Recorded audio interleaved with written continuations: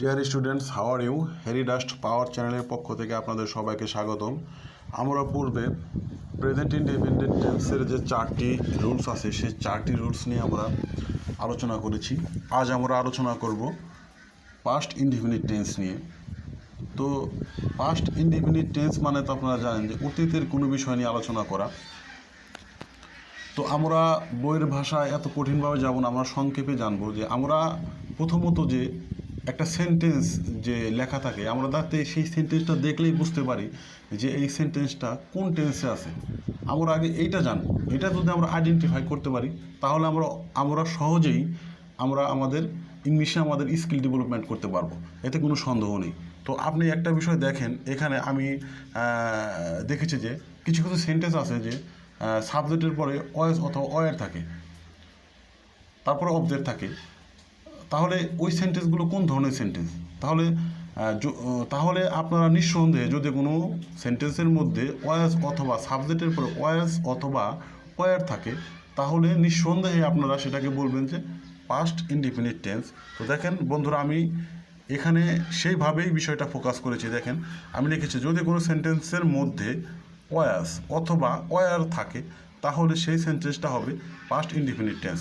তো লক্ষণীয় বিষয় দেখেন, এখানে একটা সেন্টেন্সের সাবজেক্ট হচ্ছে, মনে করেন এই 1 নম্বর সেন্টেন্সের সাবজেক্ট দিই, এরপরে আমি এই ওয়াজ অথবা ওয়ারের পরে আমি বসিয়েছি ওয়ার, কারণ দে হচ্ছে প্লুরাল। তো প্লুরালের পরে আপনার একটা প্লুরাল সেন্টেন্স হবে। তো সেক্ষেত্রে আমি এখানে they were absent in the class, তারা ক্লাসে অনুপস্থিত ছিল।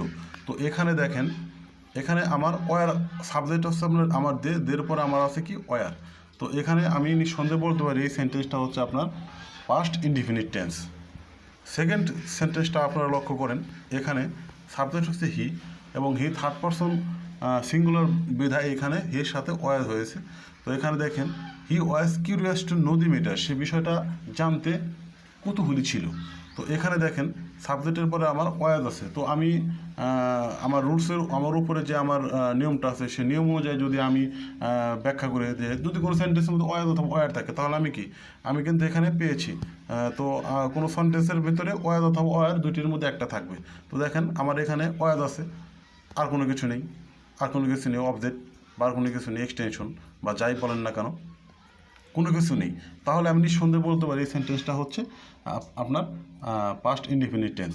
তো আপনারা যদি এইভাবে ফলো করেন, বইয়ের ভাষায় নয়, বইয়ের ভাষায় এত কঠিনভাবে না গিয়ে যদি সহজে আপনারা এইভাবে চিন্তা করে বিষয়গুলো আপনাদের ব্রেনের ভিতরে যদি আপনারা ধারণ করতে পারেন তাহলে আপনারা অবশ্যই, আমি আশা করি যে একটা ভালো ইংলিশে একটা ভালো স্কিল ডেভেলপমেন্ট করতে পারবেন খুব সহজেই। ইংলিশ গ্রামারটা আপনারা খুব সহজেই আয়ত্ত করতে পারবেন। তো বন্ধুরা, যদি আমার এই লেকচারটা যদি ভালো লাগে, এই ভিডিওটি যদি ভালো লাগে, অবশ্যই লাইক, কমেন্ট, সাবস্ক্রাইব করে পাশে থাকবেন এবং কোনো অবজেকশন থাকলে কমেন্ট বক্সে সেটা করবেন। তো থ্যাংক ইউ।